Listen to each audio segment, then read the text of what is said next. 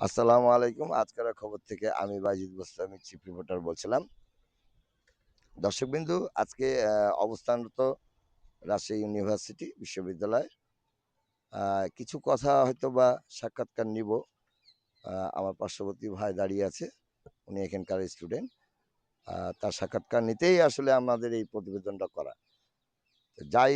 যেটাই প্রশ্ন করব সেটাই আর কি তার কাছে উত্তর নেব। আমি আমার বাড়তি কোনো কথা বলবো না। দর্শকবিন্দু, আমার চ্যানেলের সঙ্গে থাকবেন, আপডেট পাবেন কিছুক্ষণ পর পর। আমি এখন সাক্ষাৎকার নেব। এদিকে আসুন বড় ভাই, ক্যামেরা, তাহলে সব ক্যামেরা ক্যাপচার হবে।